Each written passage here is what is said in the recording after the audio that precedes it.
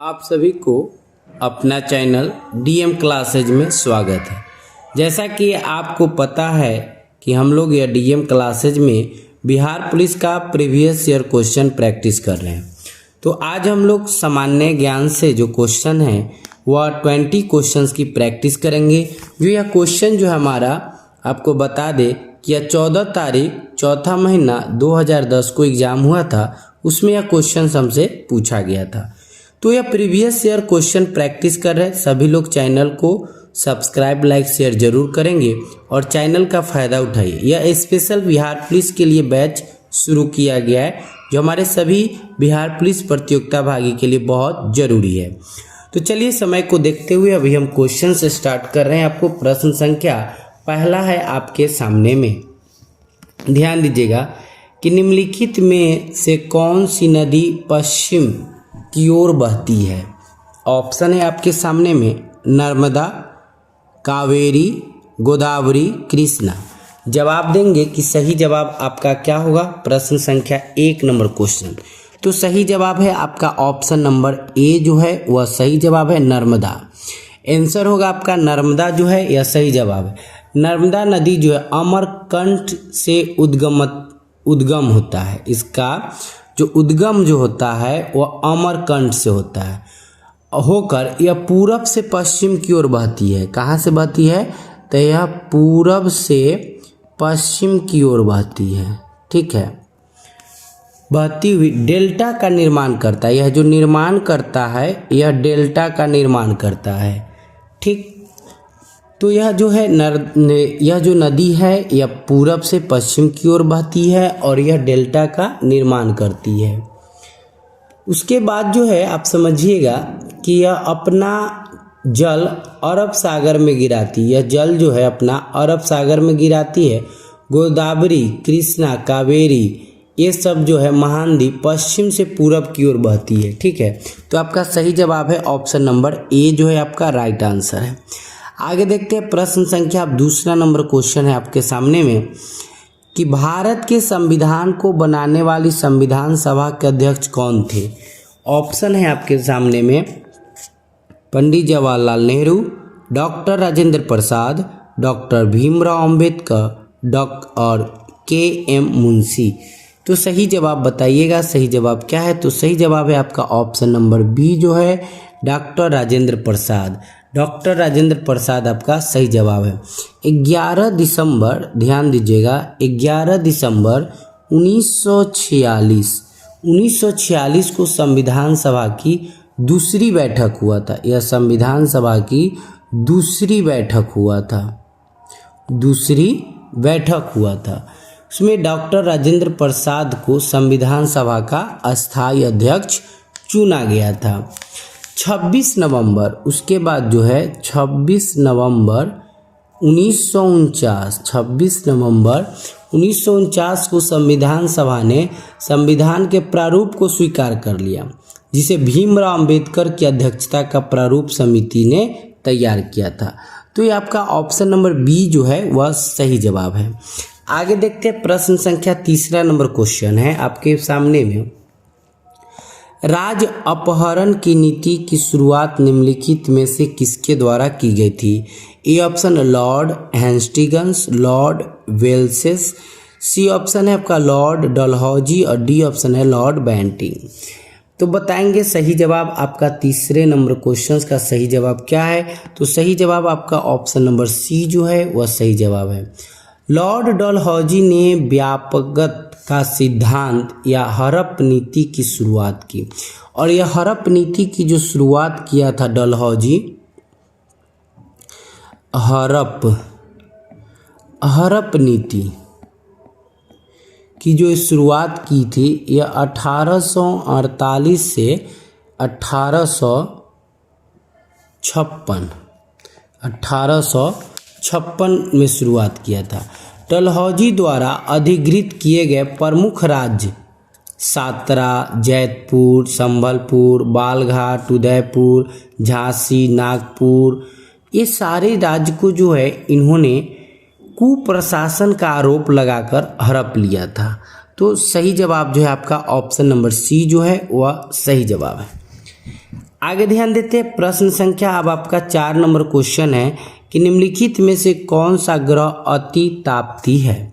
ए option है बुध, B option पृथ्वी, C option Uranus, D option मंगल। सही जवाब होगा आपका प्रश्न संख्या 19 नंबर क्वेश्चन का ए ऑप्शन सही जवाब है। बुध जो है का सही जवाब है।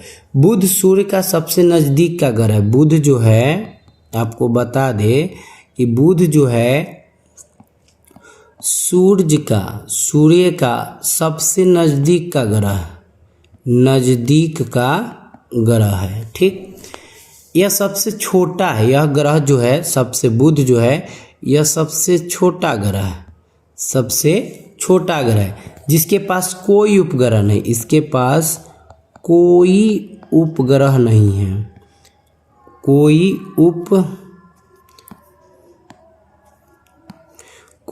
उपग्रह नहीं है। इसका सबसे विशिष्ट गुण जो है चुंबकीय क्षेत्र का होना है।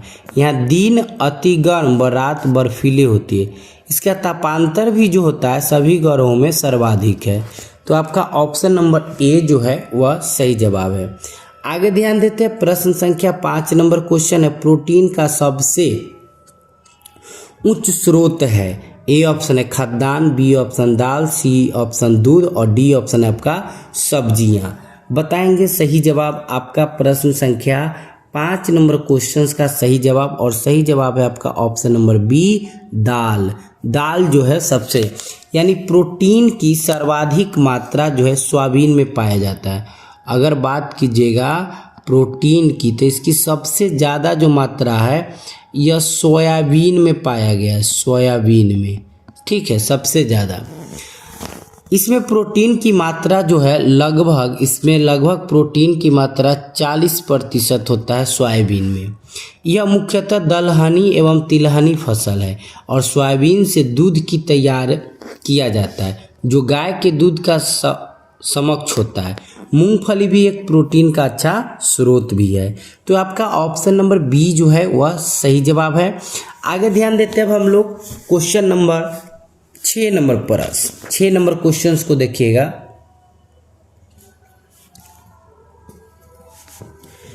6 नंबर क्वेश्चन है आपका बैंकिंग के क्षेत्र में प्रसिद्ध CBS संकेताक्षर समूह में सी का आशय क्या है। Core, credit, complete, continent. बताइएगा सही जवाब आपका क्या होगा। तो सही जवाब जो है आपका ऑप्शन नंबर या सी का जो आशय होता है वह कोर से होता है, यानी ऑप्शन नंबर ए जो है आपका सही जवाब है।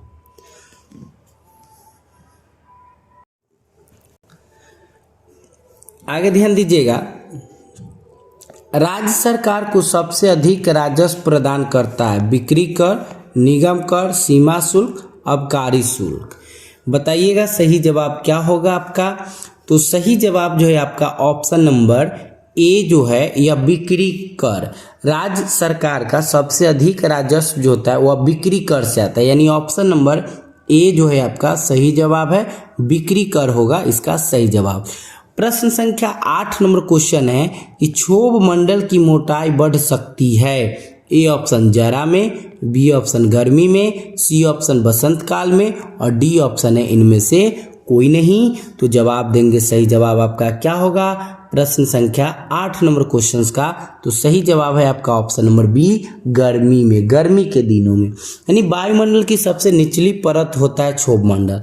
वायुमंडल का ध्यान दीजिएगा, वायुमंडल का जो सबसे निचला परत होता है, निचला परत होता है जो होता है हमारा क्षोभ मंडल होता है। ठीक है, यहाँ सभी वायुमंडलीय घटना जैसे बादल, आंधी एवं वर्षा इसी मंडल में होता है। क्षोभ मंडल में ही वर्षा, बादल, आंधी ये सब जो होता है इसी में होता है। ठीक है, तो ये आपका ऑप्शन नंबर बी जो है वह सही जवाब है। आगे ध्यान देते हैं,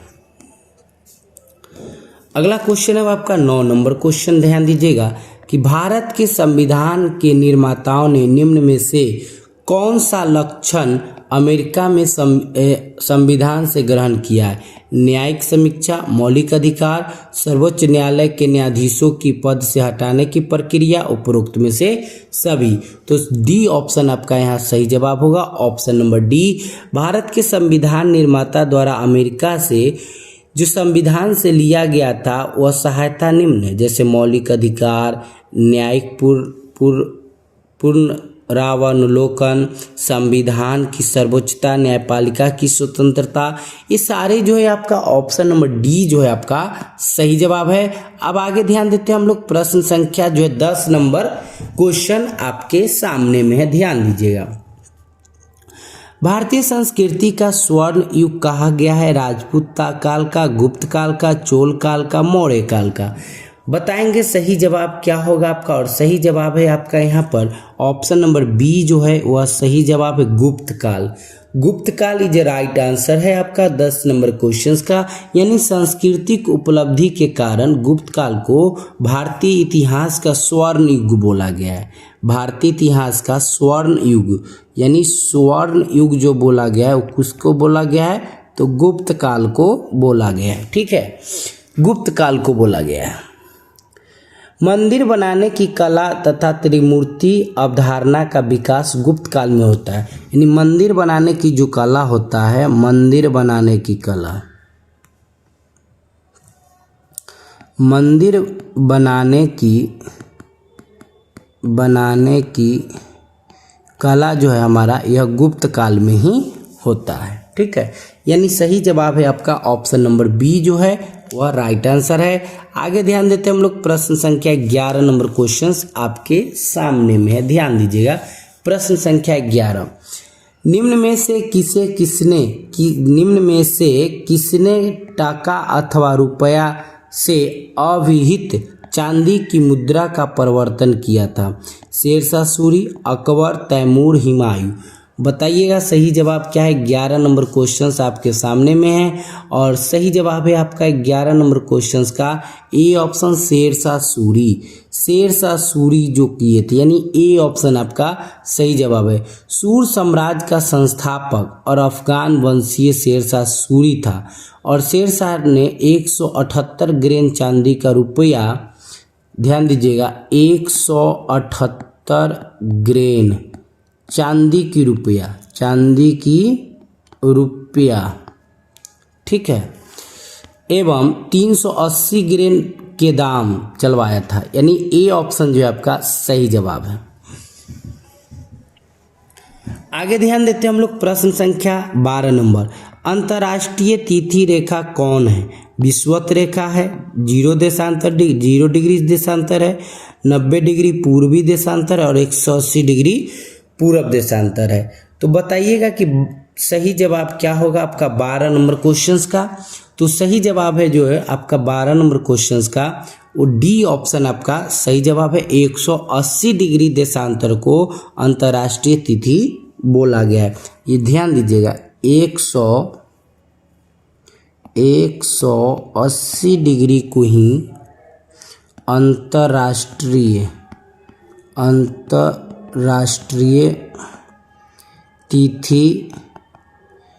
तिथि कहा जाता है। और अंतर्राष्ट्रीय तिथि रेखा जो अटलांटिक सागर, चूकी सागर से प्रशांत महासागर से होकर गुजरती है। ठीक है, तो आपका सही जवाब है ऑप्शन नंबर डी जो है वह सही जवाब है। आगे ध्यान दीजिए, निम्न में से कौन सा देश संयुक्त राष्ट्र संघ के सुरक्षा परिषद का अस्थायी सदस्य नहीं है? सेल है, भेल है, एनटीपीसी है, बैंक ऑफ इंडिया है। बताइएगा सही जवाब क्या होगा। प्रश्न संख्या आपके सामने में है, 13 नंबर क्वेश्चंस आपके सामने में, जल्दी से बताएंगे। और सही जवाब है आपका option number D, bank of India. यानी संयुक्त राष्ट्र संघ के प्रमुख अंग सुरक्षा परिषद में 15 सदस्य है, जिसमें से 5 सदस्य अस्थायी थे। यानी सही जवाब है आपका ऑप्शन नंबर डी जो है वह राइट आंसर है। आगे ध्यान देते हैं हम लोग अब, भारतीय संविधान का कौन सा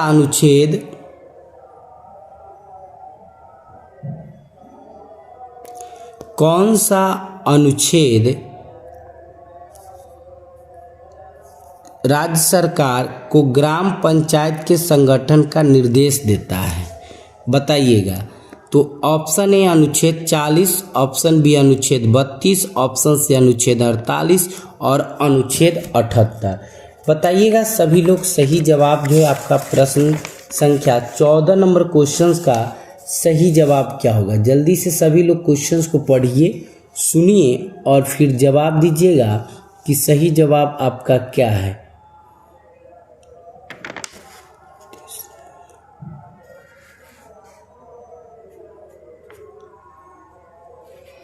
जल्दी से बताइए सभी लोग। और सही जवाब जो है आपका ए ऑप्शन है, अनुच्छेद 40। अनुच्छेद 40 जो है आपका सही जवाब है, अनुच्छेद 40। भारतीय संविधान के कुछ महत्वपूर्ण जो उल्लेख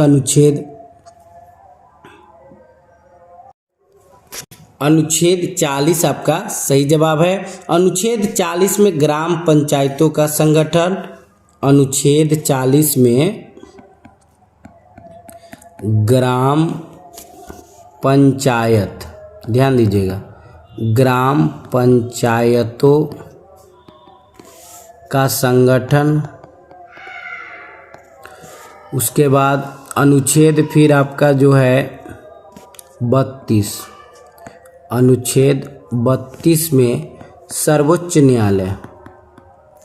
सर्वोच्च न्यायालय को रीट जारी करता है, रीट जारी करने की शक्ति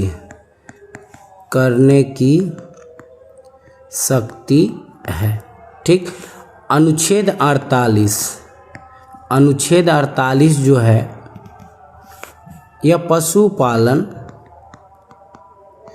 पशुपालन का संगठन है। और अनुच्छेद 48 जो है आपका, अनुच्छेद 48 यह पशुपालन का संगठन करते। तो इस तरह से आपका सही जवाब है ऑप्शन नंबर ए जो है वह राइट आंसर है। प्रश्न संख्या 15 देखिए, कौन सी ग्रैंड स्लैम टेनिस चैंपियनशिप घास के मैदान पर खेली जाती है। ए ऑप्शन है फ्रेंच ओपन, बी ऑप्शन है